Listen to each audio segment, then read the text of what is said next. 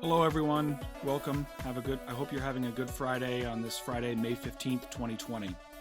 I want to take some time to update you on several things that we're working on, starting with our graduation plans and also referring to the fall and the potential reopening of our schools.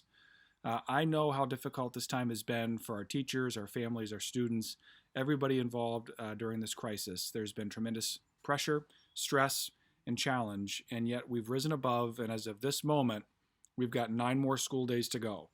We can make it. We're almost to the end, and we're going to finish strong and do a great job finishing this school year that didn't go according to anybody's plans.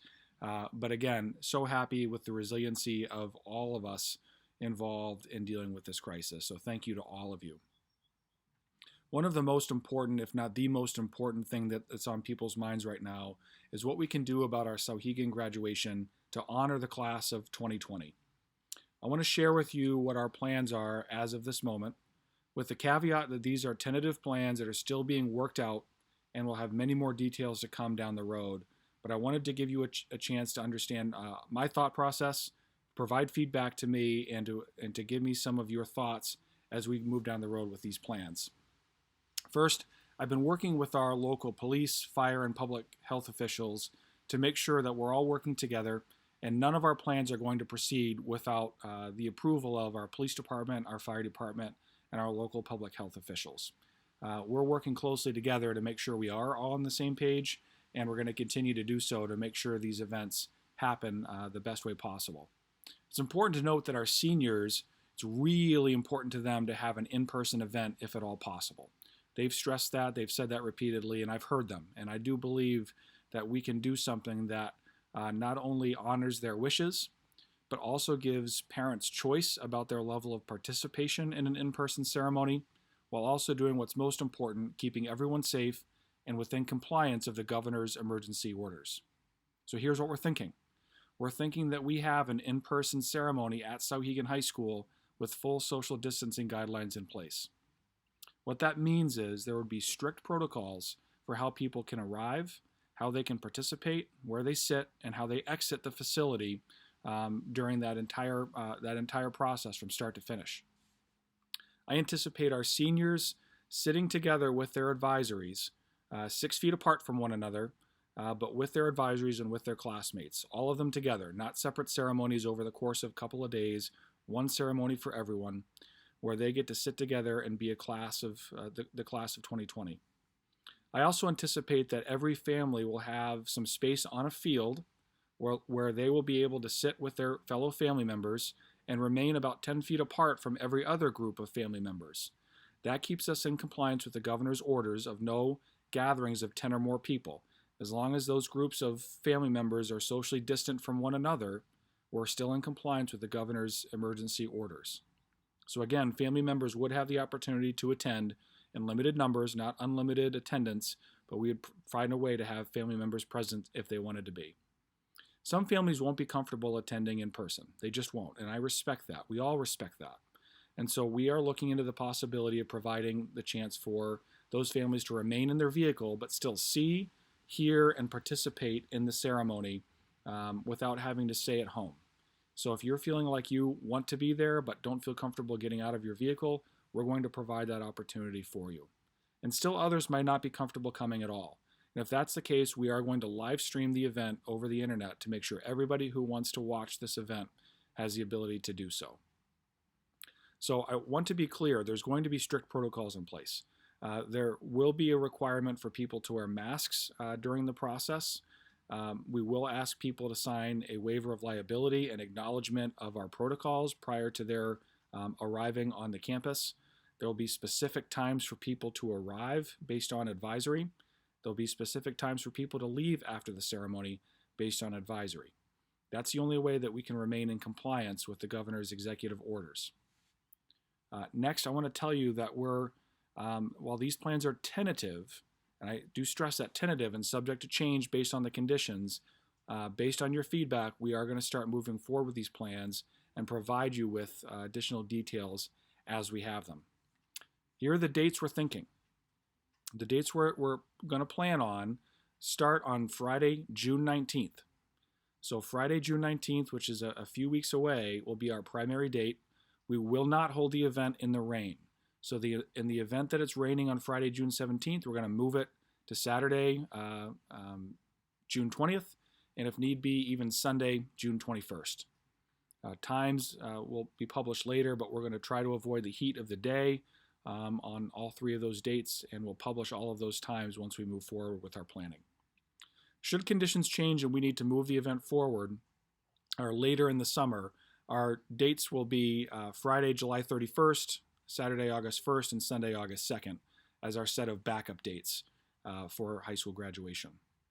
Once we get these plans in place, if we think we can hold this event successfully, we will consider having additional events in the days leading up to the high school graduation, including the Clark Wilkins 4th grade Fond Farewell, the Mount Vernon Village School 6th grade promotion ceremony, and the AMS 8th grade graduation.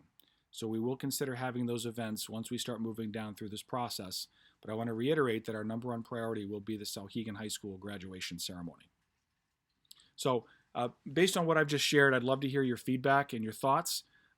Again, I want to reiterate, plans can change, but this is something we're working towards. We anticipate there being video walls available because people will be spaced out, so we want people to be able to see the event. We anticipate there being FM transmission for the event, so people who are in cars will be able to hear it in real time. So we're going to go the extra mile to make this work, but I want to hear from you and see what you have to say about these tentative plans. So please reach out to me and let me know what you think. Next, I want to talk about the biggest topic of conversation throughout the community, what's going to happen in the fall with the reopening of school. So two things I can say right off the bat. Number one, I don't know what's going to happen. And number two, we are going to have school in the fall in some form or fashion. Okay. So first, we've learned a lot of lessons from remote learning this spring. We're going to take the time over the summer with our staff, with parents, with students to gather feedback and understand how remote learning could be better should we have to use it ever again. We know there's a chance that in the fall or sometime during the next school year or two that we could be put in a situation where remote learning will happen once again, and so we want to make sure that we have plans in place to make it even better than it's been this spring. We know it's been very good, but we want it to be a great process for our students, and we want to learn the lessons from this spring. So we're working on that. We will work on that after the school year gets out. The next thing is I anticipate that there will be families on both ends of the extremes when it comes to their opinions about reopening. I know, because I've heard from some of you, that some of you feel like no matter what the situation is, you will not be sending your kids to school in the fall out of your concern for their health or for the health member of a family member at home. I hear that. Others of you reach out to me and say, we darn well better have school in the fall because I need to send my kid to school. I need to get back to work. And so we know there are two extremes. And so my best guess of what will happen in the fall is that we're going to need to be prepared for some sort of hybrid environment where many kids will be in school and maybe some will not be. What some schools are considering is a possibility of tiered days where some students are in school one day and others other days. And I'm going to be very candid and say I hope to avoid that type of scenario. I'm not sure you can socially distance kids inside a school. I'm not sure that's reasonable or practical at any grade level to expect students to remain out of contact with one another in school, no matter how few students are in that building. If we need to do that, we will. But what I think is more likely is that we will have school where we have reasonable precautions in place. We might have some things look different in our school. We might be very strict about students that have fevers, coughs, colds, sneezing, etc., being in our school buildings, and exert reasonable precautions during the course of our school day and over the course of a school week. What I need from you as parents is to let me know where you're at right now. And so I have a survey. It's very brief. Please take a minute and fill it out for me. The link will be down below here, and I'm going to include it in the email that goes out with this video message. Please fill out that survey and let me know your thoughts. I know your thoughts might change over time. It's only the middle of May, and we've got till the end of August before school officially opens. But your input and feedback will be very helpful during this time. So please take a minute to do that. I want to reiterate that our priority is always the safety of our students. Once our kids are safe, our next priority is always going to be to connect with them and support their emotional and social well-being. And only then can we focus on what we need to do to educate them. And during this time, it can't be overstated the importance of maintaining that connection with our students and supporting their social and emotional health.